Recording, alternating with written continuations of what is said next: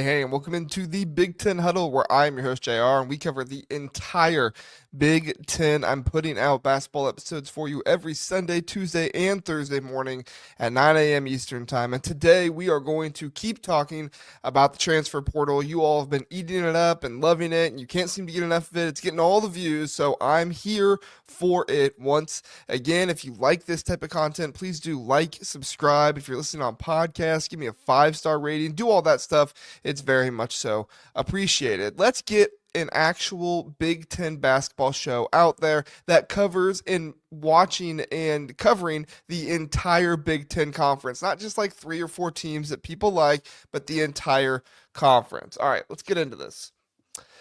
So let's dive into the 5 most impactful transfer portal additions in the Big Ten for the upcoming season. These players are game changers, and each one brings something special to their new teams. We're counting down from 5 to 1, so stick with me as we break each of them down. And just so you know, this isn't a list of the best transfers. Those are those are not the ones that are ranked highest, right?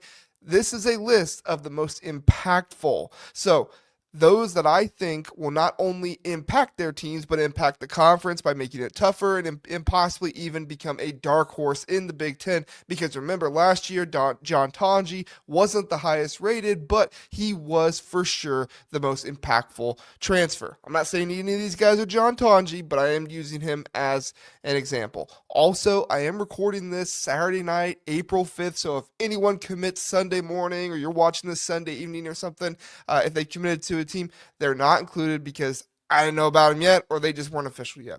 All right, let's start at number 5. Christoph Tilley headed to Ohio State. This 7-foot center from Berlin, Georgia, is a big get for the Buckeyes, literally and figuratively. Ohio State had no front court last year, and bringing in the 4th best center in the portal, according to On3, is really, really good for them, especially since he fits their system so well. Tilley spent 3 seasons at Santa Clara, and he's been getting better every year. Last season, he averaged 12.5 points, 4.9 rebounds, and shot 55.4% from the field. He even knocked down 31.5% of his three-pointers and 77.8% from the free throw line. That's a center who can stretch the floor and finish at the rim, a pretty rare combo. His career high of 21 points came in a blowout win over Pacific, showing he can take over when it matters most. At Ohio State, Tilley's stepping into a center spot that's been pretty shaky under Ohio State and definitely last year under Jake Diebler. The Buckeyes struggled with undersized Sean Stewart last year, and they've lost Austin Parks and Aaron Bradshaw, who needed to hit the portal point blank. That's just what needed to happen. Tilley's size, skill, and experience make him a perfect fit to anchor the paint for the Buckeyes. He won't be the greatest rebounder in the world, but Sean Stewart had the highest defensive rebounding percentage in the Big Ten last year, and he was top 20 in the nation. So rebounding isn't the issue the Buckeyes needed. They have that in Sean Stewart. They needed a stretch 5, and they got one. Don't sleep on him. He's got the tools to make Ohio State tougher in the Big Ten grind. Moving on to number 4, Bennett Sturtz, transferring from Drake to Iowa following his head coach, Ben McCollum. This guy's a star in the making and one of the best guards in the portal. Sturtz averaged 19.5 points per game, 5.7 assists, 4.3 rebounds, and 2.1 steals last season at Drake, shooting 49.8% from the field and nearly 40% from 3 at 39.5%. He played nearly 40 minutes a game. That's Braden Smith levels of stamina. I will say Drake's pace of play helped him a little bit in that regard, but still, that's a lot of minutes. He is elite in the pick and roll, and his stats back it up. He was 11th in the country in pick and roll points per game. Sturtz can score at the rim, hit tough off the dribble threes, and run an offense like a pro. He's following his old coach, Ben McCollum, to Iowa, and that chemistry is going to pay off big. The Hawkeyes are building something under new head coach Ben McCollum, and Sturtz is the engine. He is the foundation. He is the cornerstone of building that for this Iowa team. If they have any hope of being good next year, it is going to be with Bennett Sturts. He's the type of guy who could be all Big Ten next year right away. Iowa's offense is about to get a whole lot, well, maybe not a whole lot scary. It's about to be scary once again with him running the show. Don't overlook what he brings. Now, let's get to number 3, Donovan Dent joining UCLA. Dent's coming off a monster junior season at New Mexico where he was the Mountain West Player of the Year in a pretty good mid-major conference. They got, 3 or 4 to the tournament this year. He produced 20.4 points per game, 6.4 assists, and 49% shooting from the field. He was top 10 nationally in assists and top 12 in scoring. The 6'2" guard from Riverside, California is a play-making machine. 4 double-doubles last season, including 11 games with including games with 11 assists and a 40-point explosion against VCU. Dent's replacing Dylan Andrews at UCLA, and no shade, but he's a massive upgrade over Andrews. The Bruins needed a leader who can score and set up teammates, and Dent does both at an elite level. He shot 40.9% from 3 last year. 40.9% from 3 last year and 78.4% from the line. So he's efficient too. UCLA has been taking some chances with transfers like Xavier Booker, Jamar Brown, and Steven Jamerson. I apologize. But Dent's the guy who ties it all together. Mick Cronin's got a gem here. Dent's creativity, his toughness could push UCLA deep into the Big Ten and give them arguably a top 3 starting lineup. No way you can ignore that kind of impact he brings to the team. At number 2, we have a guy going to Indiana, Tucker DeVries, transferring to Indiana with, that's right, his dad, because he's following his dad, Darren DeVries, from West Virginia to Bloomington. Tucker's a 6'7" shooting guard with a ton of upside, even after a shoulder injury cut his last season short. In just 8 games at West Virginia, he averaged 14.9 points, 4.9 rebounds, 2.8 assists, 1.8 steals, and 1.5 blocks. Crazy versatility for a guard. Most of all, he gives Indiana an immediate foundation to build on. Before that, he spent 3 seasons at, you named it, Drake, where he was the 2-time Missouri Valley Conference Player of the Year. His career numbers are 17.7 points per game, 36.7% from 3, and 50.1% from the field across 112 games. Indiana's rebuilding after missing the NCAA tournament again, and Tucker's the cornerstone of that rebuild. With the entire team in the portal, the Hoosiers needed a proven scorer and a leader. Tucker's familiar with his dad's system, gives them an Indiana edge. They'll play fast, they'll play smart. He's likely getting an extra year of eligibility too, so this isn't most likely going to be a one-and-done deal for the Hoosiers. Tucker's size, shooting, and all-around game make him a nightmare matchup. Indiana fans, this guy is worth the hype. He's going to lift this whole team up. And now, the number 1 most impactful in the Big Ten, come on, it's Oscar Clough joining Purdue. The 6'11", 260-pound Australian is a beast. He's exactly what the Boilermakers needed. Clough comes from South Dakota State, where he was first-team All-Summit League and the nation's best rebounder, according to KenPom. Number 1 in defensive rebounding percentage, number 2 in offensive. Last season, he was 17.6 points per game, 12.3 rebounds, and 2.2 assists, shooting 64% effective field goal percentage. Purdue struggled with rebounding this year, ranked 130th in margin, and they lost depth with Daniel Jacobson's injury and other bigs. And other bigs just not being good enough, and especially in the rebounding category. But Jacobson is coming back this year. Clough fixes that in a big way, as well as he's physical. He cleans up the glass, and he can pass out of the post. Matt Painter calling him a key piece next to TKR, Trey Coffin-Wren, and a recovering Jacobson. This trio could dominate the front court. Clough's only got 1 year of eligibility left, but he's rated the 2nd best transfer in On3 for a reason. He's raising Purdue's floor and ceiling. Expect them to be a preseason favorite and a Final Four contender next year if things go right for them. You can't look past a guy who transforms a team's biggest weakness into a strength. So you might notice I don't have guys like Zvonimir Ivisic to Illinois or Yaxel Lindeberg on this list, who's going to Michigan. I get it, Michigan fans and Illinois fans, you don't like it, but just remember, Yaxel is a big NBA prospect who still might go pro. And Big Z isn't exactly bringing anything new to this Illinois team that Big T didn't already bring to them.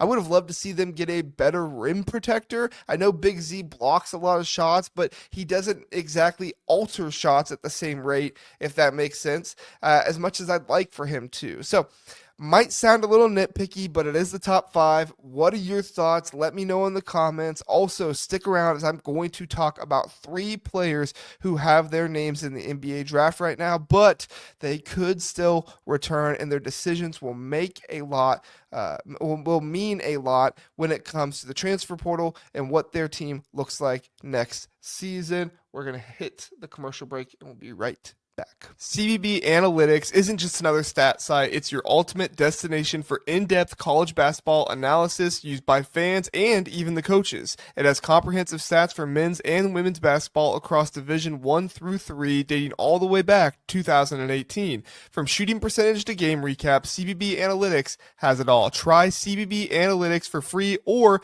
pay for a tier to take your basketball knowledge to the next level.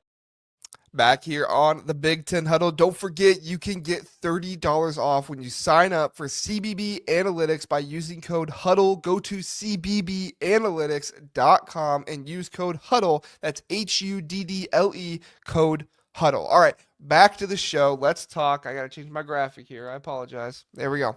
All right, back to the show. Let's talk about 3 NBA draft decisions that are shaking up college basketball, in particular the Big Ten basketball transfer portal right now. These choices, whether these players stay in the draft or come back to school, are sending ripples through their teams and the portal, kind of like how Coleman Hawkins' decision to test the NBA draft waters last year impacted Illinois. The difference here is that Illinois was ready to move on from Hawkins in that situation. They were okay with it. Maybe they didn't want to, but they were okay with it. But these teams, they really don't want to move on from losing their stars. They're holding on to NIL money, revenue sharing money, whatever that works out to be, hoping they keep these guys, but also not naive enough to think they will keep all of them. We're counting down from 3 to 1, and there's technically a 4th one in there too, but we'll get to that when it gets there. So number 3, Nate Biddle from Oregon. The 7-foot center's got a tough call to make: stay in the NBA draft or head back to the Ducks. Most signs point to Biddle returning to school, but the size and the shooting touch could tempt an NBA team to snag him late in the draft, and there are signs that they might do that. He might just stay since he might just stay since he has done his time in college, and Biddle could be ready to go and take on his pro career in the NBA draft or even overseas. A 7-foot center who can step out and hit shots, that is a rare find for teams, and it's somebody that the NBA loves to take a look at. He shoots over 33% from 3 and takes more than 3 attempts per game. He is a big man with good defense who isn't afraid to shoot and can make them as well. NBA teams love that stuff. If Biddle goes pro, Oregon's left with a gaping hole in their paint. They'd have to jump into the portal for a replacement or maybe even go overseas, and that's not a simple task for a player with his kind of skill set. Teams are watching this one closely. If he's out, Oregon's on the hunt for a new center, and if that heats up the NIL compensation. Biddle's decision could push the Ducks into a frenzy, tightening the market for everyone else. Next up, let's look at number 2. I got a double dose here for you with Danny Wolf and Yaxel Lindeberg, both linked to Michigan, as Wolf played for them last year and would return and play for them once again. And then Yaxel just committed there. I believe it was this morning when he committed, or yesterday morning, because you're listening to this on Sunday. First, Danny Wolf. He transferred from Yale to Michigan last year, but also testing the NBA draft waters. It looks like Wolf's leaning towards staying in the NBA draft based on his positioning and everything like that. He's a 7-footer, a a modern big man who can dominate inside and out. NBA scouts are drooling for guys like him. If he goes pro, Michigan would be okay as long as Yaxel doesn't go pro. So then there's Yaxel Lindeborg, committed to Michigan, but also in the NBA draft mix as well. His choice is a coin flip, in my opinion. Imagine a versatile forward who can score and rebound. He has all the numbers, and he's a difference maker. If he bolts, Michigan takes a brutal hit without him and most likely without Danny Wolf as well. Losing both Wolf and Lindeborg would force the Wolverines to spend big in the portal, driving up costs and shrinking options, or maybe even going overseas and looking for somebody over there. These two calls are massive. Michigan's crossing its fingers, hoping at least one sticks around, and there is a good chance both could go. And now, number one, Will Riley from Illinois. That's right, Will Riley from Illinois. This guy's the biggest name here, and he's almost definitely staying in the NBA draft. But Riley's a freshman star, 6'8" wing with insane potential. He is a scorer who can take over games and create for others, a top-tier talent. Illinois doesn't want to lose him, but they seem to be planning that they will. Riley is a centerpiece, and if he goes pro, the Illini need to be sure they bring over their star overseas player they've been looking at, Dame Sarr. He's an Italian wing who played with Yakachonis for Barcelona's youth team. He has been long rumored to be near a commitment with Illinois. Stumbling over my words here, guys. I apologize. Perhaps just awaiting Will Riley's draft decision. So losing Riley wouldn't be the worst thing ever, but Illinois insider Jeremy Werner from Illini Inquirer has hinted that the staff might be trying to get Riley to stay. Riley's stock rose into the top 20 in the NCAA tournament, but if his combine doesn't go well, he might get out of the top 20, and if that does happen, Illinois should be able to match the NBA contract money for at least a year. So then it turns into Riley or Sarr. Illinois would love to retain some talent after losing Merez Johnson and Trey White. It would be huge, huge, huge for the fan base as well. Ultimately, I think Riley goes, but this is a situation I'm continuing to monitor, continue to look at how does Riley's stock rise, go down, that kind of stuff, and definitely paying attention to the combine. These three decisions aren't just roster moves. They were reshaping these Big Ten teams' roster landscape. There's also guys like Derek Queen, Kasparis Jakonis, Ace Bailey, Dylan Harper, and Jace Richardson who are in the NBA draft process, but I think all of them are good to go at this point. Pretty much all of them are lottery picks. Jace Richardson right outside of that. He might be the only one with a possible chance of coming back, but he seems to be ready. Has been rising up the draft boards as well. I think he stays. His height could possibly become an issue at 6'3", but ultimately he is young enough and thought of highly enough that I believe he is gone. Let me know what you think in the comment section. Are you there with me, or are you there on other Big Ten players who you think they have a dilemma? What are your thoughts on the three guys I mentioned? Let me know in the comments. We are going to take another commercial break and then come back and talk about a Big Ten team in the championship game. Okay, well, it's the Crown Championship game, but you know what I mean. Be right back. Homefield is your go-to destination for premium collegiate apparel with a passion for comfort and a flair for vintage design. Homefield brings you gear that is comfortable and stylish. With over 150 colleges to choose from, Homefield digs deep into the archives, uncovering forgotten logos, iconic mascots, and legendary moments to create one-of-a-kind apparel. Use my code TBTH for 15% off for new customers, or use my link in the description. And we're back. Talking hoops.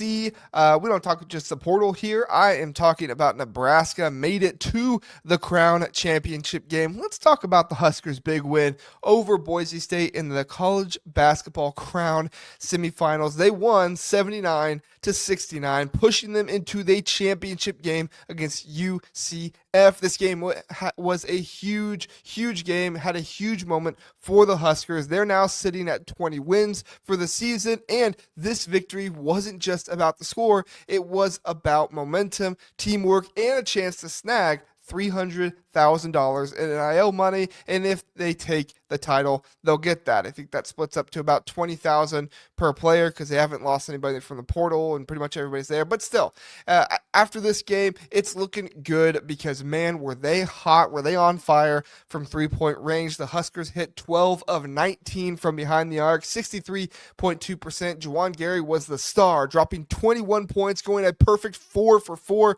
from three. Bryce Williams chipped in as well with 14 points, including a clutch layup late in the game, and Sam Hoiberg added 10 with a couple of big threes himself. Four guys hit multiple three-pointers, showing just how balanced this team can be. They also dominated the boards, grabbing 38 rebounds to Boise State's 31, and they shot 46.4% from the field overall. It was a game that was a full team effort and contributions up and down from the entire lineup. Defensively, they held Boise State to 39.7% shooting, and they kept them from mounting a serious comeback in the second half. But it wasn't all smooth sailing because there were some cons as well. Early in the game, Nebraska hit a rough patch, going nearly 7 minutes without a field goal in the first half. In fact, Boise State built a 24-17 lead during that drought, and it could have been a whole lot uglier, but credit the Huskers defense that bailed them out. The Huskers did have 11 turnovers, which isn't terrible, but given Boise State some extra chances, especially with how potent their offense is, a team like Boise State, who's averaging 94.5 points in their first two tournament games, was huge that they were able to hold them to that even with 11 turnovers. The Huskers had a very impressive defensive effort overall, but it was the moment when Fred Hoiberg's squad went down 24-17 in the first half. Nebraska flipped the script with a 17-3 run and eventually taking a 39-33 lead into halftime. Gary and Hoiberg sparked it with back-to-back threes, and Williams added 13 of his 14 points before the break. That 15-1 surge over the final 7 minutes of the half was a game changer. Boise State didn't know what hit them in the second half. The Huskers stretched it out to 46-35 early when Hoiberg nailed another three. The lead ballooned to 15 at 74-59 and just under 5 minutes left after Williams' layup. Boise State fought back, cutting it to 76-69 with a minute to go, but Nebraska sealed it with free throws, solid defense. Those runs and clutch plays showed this team's got heart. They know how to finish. This win puts Nebraska in the Crown Championship game, playing for big money against UCF today. I believe 5:30 Eastern time. Maybe check your app. 5:30 Eastern time, you can watch this game. Sure, the college basketball crown isn't the most hyped tournament out there. Most people were thinking about the Final Four today and not the Crown Final Four. It's new. It's not the NCAA tournament. We get it. But it's starting to feel like something special for Nebraska, who missed the Big Ten tournament but could very well win this Crown tournament. They've already banked $100,000 in NIL money just for reaching the final, and a win could triple that money for them. More than just cash, though. This feels like a springboard. Beating a strong Boise State team, being a strong Boise State team who is 26-11, full roster. They are favored by 2.5 points. Proves the Huskers can get their first NCAA tournament win in their program history under Fred Hoiberg. It's their first back-to-back 20-win season since the late 90s, and that's no small thing. I know it was in the Crown tournament. I get all that stuff, but that's no small thing. What's really exciting is the momentum this could build. After a season with ups and downs and now 20-14, Nebraska's showing signs of sticking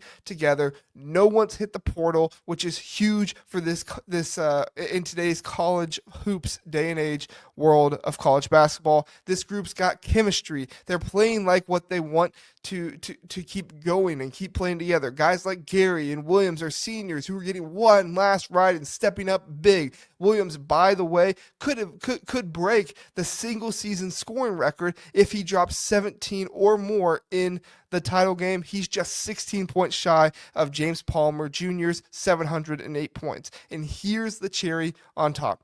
adding Price Sanford to the mix after the regular season. I'll admit it, I wasn't feeling great about this team. They were too inconsistent, too many questions. But Sanford, a sharpshooter who can stretch the floor, fits perfectly with the three-point happy squad. Pair him with hopefully more guys coming back, and suddenly I am way more optimistic about this team going into next year. This win versus Boise State, it was huge. It had its highs, it had its lows. Feels like a sign of what's possible for a team that's finding its groove and having fun, while others have players entering the portal and they're losing their cores. If they can polish those rough edges and keep this energy, the crown title would be just the start. On to UCF. Let's see if the Huskers can cut down the Nets in Vegas. Well, that's all I got for you in this episode. Remember to come back and join me every Sunday, Tuesday, Thursday morning at 9 a.m. Eastern Time. We also have a football show that goes live those same days at 9 p.m. So at the end of the day, if you just want to get up and get some Big Ten Huddle in your podcast feed every morning, you can do that there. Stay up to date on all the things in the Big Ten in both football and men's basketball. Thank you so much for listening. I really appreciate it. Have a good one, and we'll see you next time.